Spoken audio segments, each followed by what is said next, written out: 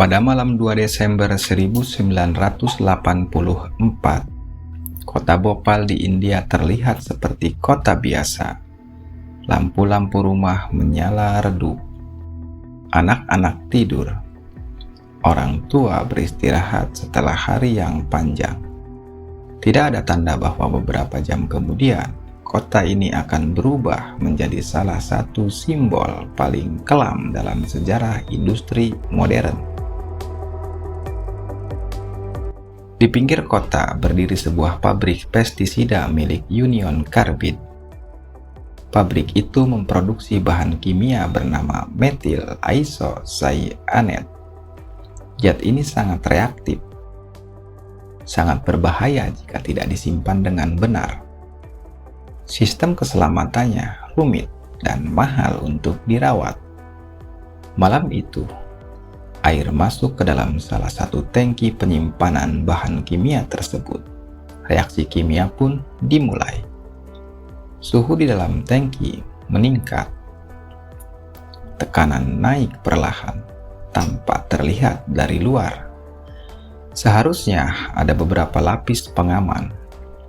Sistem pendingin untuk menurunkan suhu, menara pembakar gas untuk menghancurkan racun sebelum dilepas ke udara, dan sistem peringatan dini bagi warga sekitar.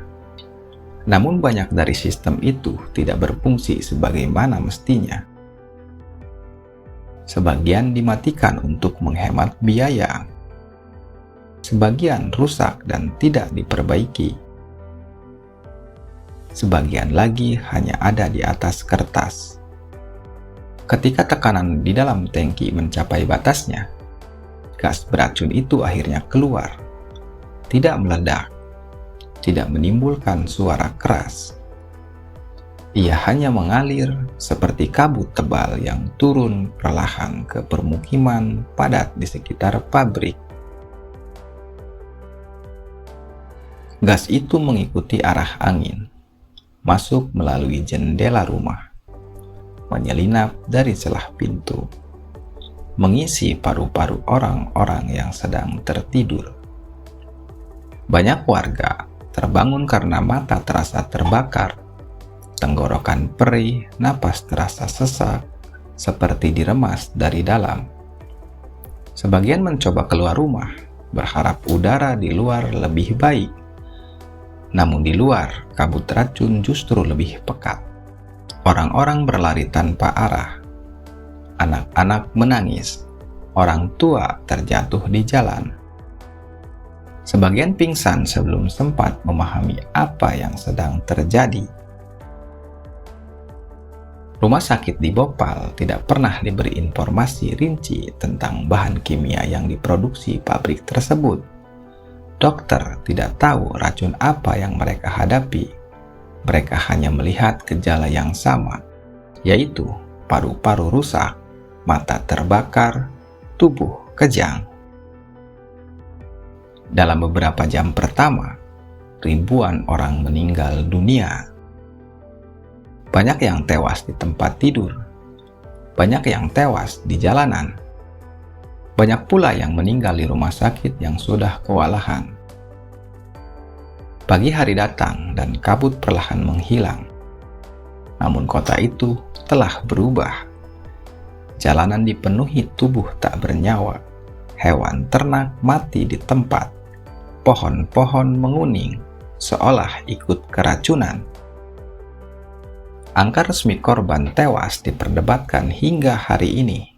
Namun satu hal yang pasti, yaitu puluhan ribu orang selamat dengan luka permanen. Masalah pernapasan kronis, gangguan penglihatan, dan kerusakan organ dalam. Tragedi ini tidak berhenti pada satu malam.